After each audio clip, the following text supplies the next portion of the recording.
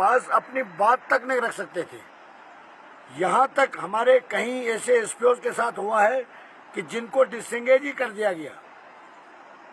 वो एक तरफ से उनको डर था कि अगर हम कहीं अपनी आवाज़ उठाएं, किसी ऑफिसर के सामने फरियाद करें तो हमारा हशर क्या होगा, वो बखूबी जानते थे। क्योंकि यहाँ जम्मू कश्मीर के अंदर तानाशाही जो राज है वो अभी भी चल रहा है, आज की डेट में भी चल रहा है। अच्छा, जो एसपीओस का मसला कहाँ तक पहुंची, जो हेयरिंग थी उस हवाले से कि आपको जो डिसएंगेज एसपीओस और एसपीओस, वही मैं बता रहा हूँ आपको, सिर्फ एसपीओस की ही बात कर रहा हूँ आज से। जब एसपीओस का मैटर मैंने उठाना शुरू किया, मुझे बड़ी दिक्कतें इसमें आई। कोई भी पॉलिटिकल पार्टी या कोई भी पुलिस का बड़ा ऑफिसर इनके हक में नहीं है, न तब था, न आज है, न आने वाले कल होगा। उसके बाद जब मैंने देखा, मैं देश के प्रधानमंत्री साहब के पास गया हूँ, काफ़ी बार मैं गया हूँ, जिसका मेरे पास प्रूफ है, जिसका मेरे पास डॉक्यूमेंट्स मौजूद हैं। होम मिनिस्टर साहब को मैंने डॉक्यूमेंट्स दिए। उसके बाद जब यहाँ पर कागज़ पहुँचता है तो न जाने यहाँ के ऑफिसरों के पास कौन सी अथॉरिटी है या कौन सी कानून या कौन सी गवर्नमेंट की ये बात सुनते हैं। यहाँ पर इनको टस से मस नहीं होता। सुप्रीम कोर्ट तक में जाना पड़ा। सुप्रीम कोर्ट ने ऑनरेबल हाई कोर्ट को लिख दिया। ऑनरेबल हाई कोर्ट ने तो जैसे कल में हमारा ये इस महीने के 8 तारीख को जो हेयरिंग थी, उसमें जो कश्मीर के अंदर किलिंग हुई थी निर्दोष लोगों की, जो जम्मू बार एसोसिएशन है, जितने भी एडवोकेट साहिबान हैं, उन्होंने फ्राइडे को कंप्लीट कोर्ट बंद रखा था, यानी वो प्रोटेस्ट पर थे। उसके बावजूद भी हमारे एडवोकेट साहब ने जो हमारी हेयरिंग की जो डेट पड़ी थी दिसंबर में, उसको जज साहब से रिक्वेस्ट करके 1 महीना पीछे कर दी, यानी 3 नवंबर को हमारी हेयरिंग का जो है डेट कर दी, जिसमें हमने ये कहा है सुप्रीम कोर्ट में, उसके बाद हाई कोर्ट में, हमारी सिंपल डिमांड है, जो भी हमारा एसपीओस भाई और बहन जम्मू कश्मीर के अंदर ड्यूटी कर रहे हैं, 24 घंटे ड्यूटी कर रहे हैं, शहादत तक दे रहे हैं, हर एक जगह पर वो ड्यूटी कर रहे हैं, उनकी सिंपल रेगुलर पॉलिसी फ्रेम कर दी जाए। नंबर 2, इनको जो कांस्टेबल के बराबर सैलरी दी जाए, क्योंकि 24 घंटे ड्यूटी करने के बाद इक्वल वर्क इक्वल पे एक कानून बाकायदा तौर पर है। उसमें जब 24 घंटे ड्यूटी अगर एक कांस्टेबल के साथ बराबर ड्यूटी करते हैं तो तनख्वाह में अंतर किस बात का? तो ये नाइंसाफी क्यों? सब कुछ करने के बाद यहाँ तक आप पहुँचा है। और मैं ये कहना चाहूँगा कि मैं जम्मू कश्मीर लद्दाख के अंदर जो मेरे एसपीओस भाई और बहनें जो नौकरी कर रहे हैं, यानी सर्विस कर रहे हैं, मैं उनको ये बताना चाहूँगा, बिलाशक आपको अपना सोच है, आपका अपना अंदाज है। मैं अपने तरफ से आपसे यही वादा करना चाहता हूँ, यही यकीन दहानी कराना चाहता हूँ, जो आगे होता है वही मैं आपसे कहता हूँ, जो मैं कर रहा हूँ वही आपसे कहता हूँ। न मैं सरकार हूँ, न सरकार में हूँ, न मैं कोई बहुत बड़ा नेता हूँ, न मैं कोई मेंबर पार्लियामेंट हूँ, न कुछ भी हूँ।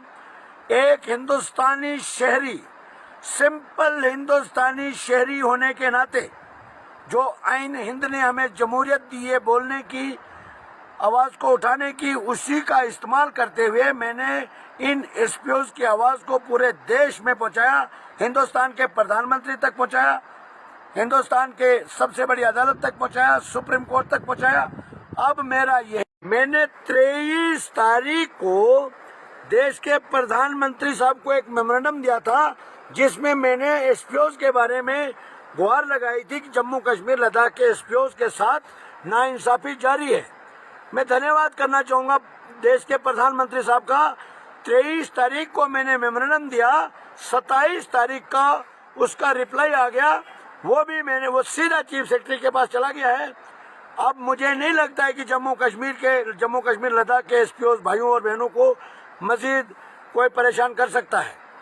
और कहने का मतलब यह है कि गवर्नमेंट भी इनके हक में है, ऑनरेबल कोर्ट में। मगर बदकिस्मती ये है कि हमारे जम्मू कश्मीर के डीजीपी साहब ने जो रिपोर्टें दी है, पहले भी उन्होंने सेंट्रल गवर्नमेंट को गुमराह किया, कोर्ट को गुमराह किया है। उन्होंने रिपोर्ट दी थी कि हमारे पास बहुत सी पॉलिसियां हैं, रामबन डिस्ट्रिक्ट के अंदर ITI डिप्लोमा होल्डर आज धक्के खा रहे हैं। जम्मू कश्मीर के हर डिस्ट्रिक्ट से ITI diploma holder citation cases और सपोर्ट से रिलेटेड जो DGP साहब ने खुद लिख के दिया है, ये पॉलिसी हमारे पास अवेलेबल है। फिर वो लोग क्यों परेशान हैं? वो उन लोगों की भी फाइलें क्यों पेंडिंग है? ये सिर्फ कागजों पे बता देते हैं, बाकी जमीनी सतह पर ये सिर्फ ऐश व अशरत और कुछ ऑफिसरों की चमचागिरी के अलावा बड़े नेताओं की कठपुतली बन के काम कर रहे हैं। ये आने वाले वक्त में मैंने भी अब एक स्ट्रांग पॉलिटिकल पार्टी का हाथ पकड़ा है और अब हम आने वाले वक्त में जम्मू कश्मीर लद्दाख के इन एसपीओ के साथ मजीद नाइंसाफी कतई बर्दाश्त नहीं करेंगे, क्योंकि ये मुद्दा मैंने दिल्ली के मुख्यमंत्री आम आदमी पार्टी के कन्वीनर अरविंद केजरीवाल साहब से भी उठाया है। मैं उनके ये नोटिस में भी पूरी डिटेल लाई है। देश के प्रधानमंत्री को मैंने एक पॉइंट टू पॉइंट लिखित रूप में दिया है और उन्होंने भी इस पर संगीन एक्शन लिया है, संज्ञान लिया है। अब मुझे उम्मीद है कि जो आने वाली हेयरिंग होगी उसमें कोई भी फैसला हमारे जम्मू कश्मीर लद्दाख के एसपीओ के लिए आ सकता है। ये रनिंग एसपीओ की बात कर रहा हूं जो सर्विस कर रहे हैं। दूसरा मुद्दा जो है, जो डिसएंगेज एसपीओ हैं, हमारे कुछ ऐसे एसपीओ हैं जिनको घर भेजा गया, पीछे से डिसएंगेज कर दिया गया, 1 दिन की छुट्टी, 10 दिन की छुट्टी, या कोई घर की प्रॉब्लम की वजह से घर गया, जब तक वापस आए तब तक उसको डिसएंगेज कर दिया। दूसरी बात, कुछ हमारी बहनें ऐसी है जो डिलीवरी के लिए घर गई 1 महीने की छुट्टी लेके, जबकि कानून भी कोई किसी कानून में नहीं कहता है कि आपको डिलीवरी के टाइम पे आपको छुट्टी नहीं मिलेगी। हमने सुप्रीम कोर्ट में पिटीशन फाइल की थी जिसमें मुमताज बेगम के नाम पे पिटीशन फाइल हुई थी।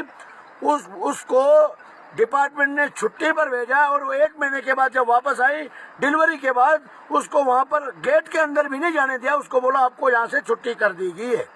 बहुत सारे एसपीओ ऐसे हैं जिनके पास डिपार्टमेंट ने साइटेशन के केसेस थे, उन्होंने काफी अहम रोल अदा किया, काम किया है, उनके केस को आगे भेजा गया। यानी कन्वर्शन के लिए वो एसपीओ थे, कन्वर्शन यानी कांस्टेबल या फॉलोअर बनाने के लिए। एक तरफ से डिपार्टमेंट उनका केस फॉरवर्ड करता है और दूसरी तरफ से वही डिपार्टमेंट उनको डिसएंगेज कर देता है उन्हीं एसपीओ को।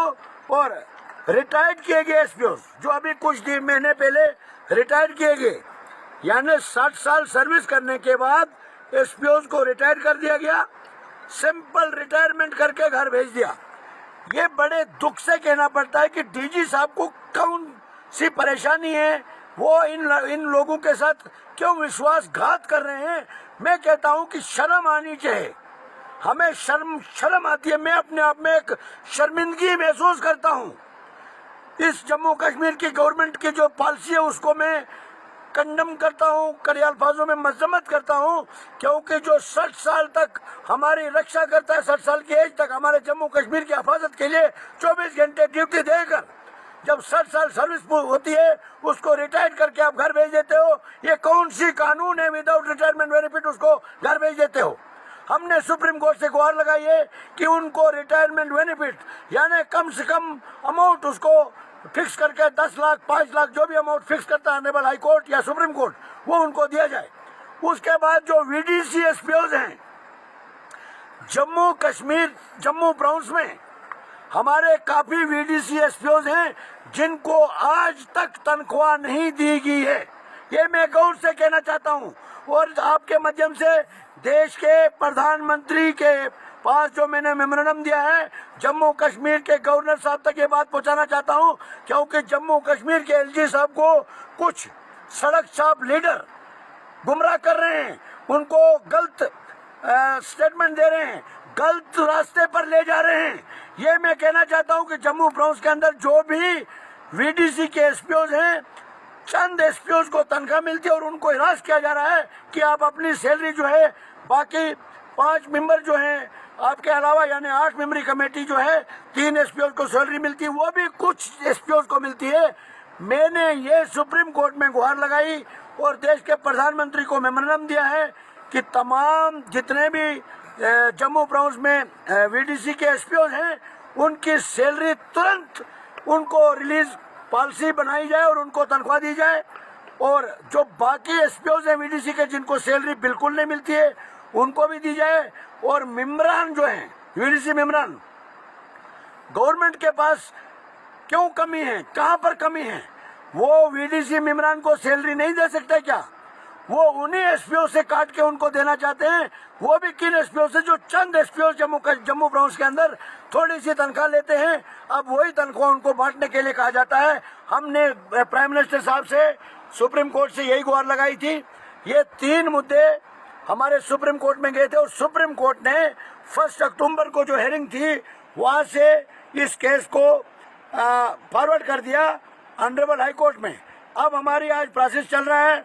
हम ऑनरेबल हाई कोर्ट में ये पिटीशन भी डालने वाले हैं कि डिसएंगेज एसपीओ जो डिजर्व करते हैं उनको तुरंत बहाल किया जाए, 60 साल की उम्र तक उनको नौकरी करने दिया जाए और उसके बाद उनको रिटायर कर दिया जाए, वो भी विद रिटायरमेंट बेनिफिट। और जो हमारे एसपीओ भाई जिनको रिटायर कर दिया है विदाउट रिटायरमेंट बेनिफिट, उनको रिटायरमेंट बेनिफिट दिया जाए। और जो हमारे वीडीसी के एसपीओ हैं जिनको सैलरी नहीं दी जा रही है आज तक, उनको भी दी जाए। और जिनको दी जा रही है उनको हिरासमेंट बंद की जाए। उनकी सैलरी जो बाकी मेम्बरों को बांटने के लिए दबाव बनाया जा रहा है, इसको बिल्कुल हम कतई बर्दाश्त नहीं करेंगे। अलबत्ता ये हम डिमांड करते हैं आम आदमी पार्टी की तरफ से कि उन तमाम वीडीसी मेम्बरान को गवर्नमेंट एक पॉलिसी बनाए और उनको सैलरी दी जाए। यही हमारी जो जानकारी है। जैसे आप जानते हैं जम्मू कश्मीर के अंदर 90% डेली वेजर तबका विदाउट सैलरी काम कर रहा है, सड़कों पर है। सरकार को चाहिए इन चीजों पर तवज्जो देना, न कि आपस में रंजिश पैदा करना, बयानबाजी।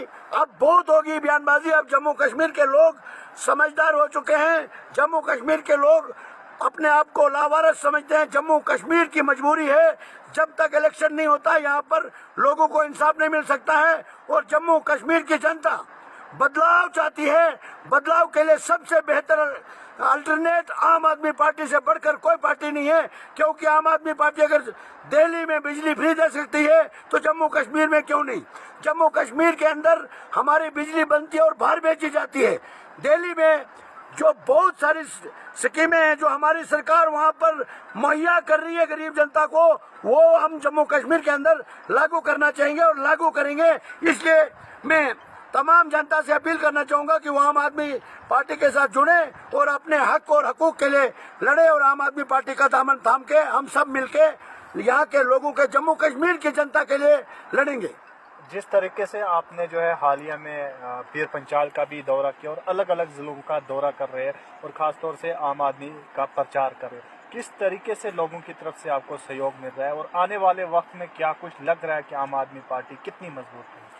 मैं बताना चाहूंगा कि जिस तरीके से हमारी आम आदमी पार्टी को दिल्ली